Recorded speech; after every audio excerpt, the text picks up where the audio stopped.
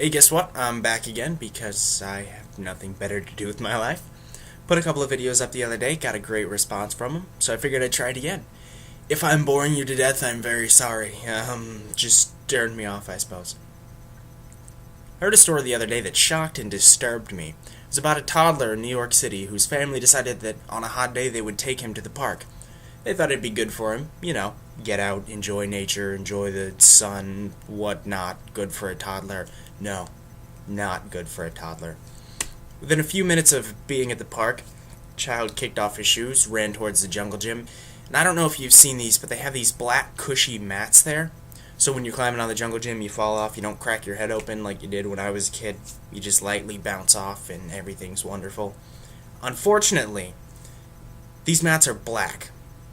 So in the sun, they get hot enough to burn your skin off. And in fact, that's what happened to this child. It burnt all of the skin off the bottom of his foot. Second-degree burns within about 5 seconds of him being on these mats. Well, outraged, the child's family contacted CNN, and CNN went to the New York City Parks Commissioner. And the Parks Commissioner said, "Yeah, we know this is going on, but we're not really going to do anything about it because it's a little bit too expensive." The New York City Parks Commissioner said it would cost about $150 million to replace all these black mats, and that was just way too expensive for a child's safety.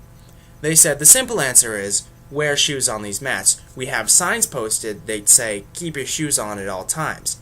The problem is, even on an 80-degree day, which is not that abnormal for New York City, these mats get hot enough to burn any exposed skin off within seconds. Seeking further warning on these mats, the child's family then went to the Consumer Product Safety Commission, who also said, "We know this is going on, but we're not really going to focus on that right now because it's not the leading killer of children." The leading killer, of course, is falling off the apparatus, so therefore we're not really going to bother about the whole skin burning off thing. We're just going to focus on them falling. Many families have asked New York City maybe to put canopies over these mats to keep them from getting as hot, or perhaps just change them to a different color. New York City responded by saying, "Yeah, that's still too expensive."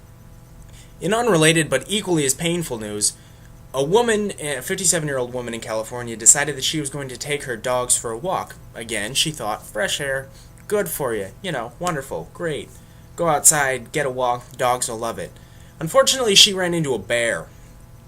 The woman not only was able to get away from the bear, but also got back to her car and drove to a fire station to call for help. I don't know about you, but if I was ever attacked by a bear, I don't think I'd be able to drive. I'd probably just be sitting there going, I was attacked by a bear, and just bleeding everywhere. The woman was airlifted to a hospital with extreme lacerations on her face, but they say she'll make a full recovery. And lastly, with the Olympic Games coming up, I figured I should mention this. One of the stipulations of China hosting the Olympic Games this summer was that they improve on their human rights record. Set aside all of the mess that's going on in Tibet, where China's slaughtering hundreds of Buddhist monks just for protesting, because China feels like it owns Tibet, and Tibet clearly does not feel that way. Many of you remember the earthquake that happened a couple months ago in China. Well, many families have been outraged after this earthquake because the schools collapsed, killing over 10,000 children in different areas of China. Their anger is directed at those who put up the schools because they constructed them shoddily. In fact, some say it was almost like they were built to collapse, and the Chinese government for not doing anything about it.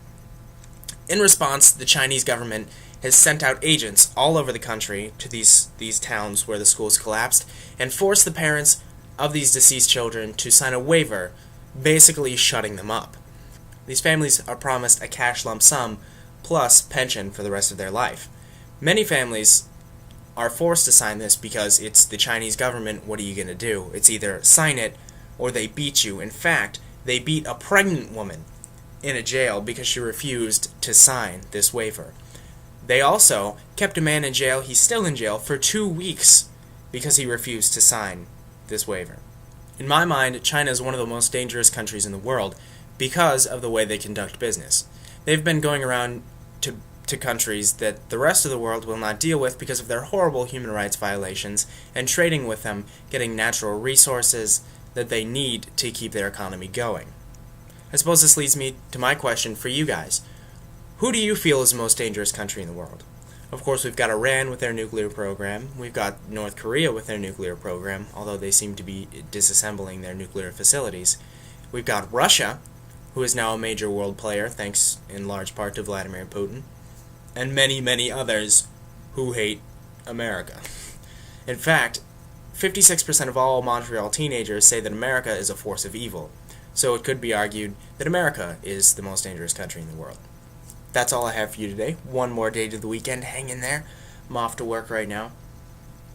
But leave your comments at the bottom, and I will respond to them. I promise. I didn't respond to everybody last time because some stuff came up. But anyway, I will respond to them. And thank you very much for the comments that you guys left me. I was actually kind of excited to see that people do watch me.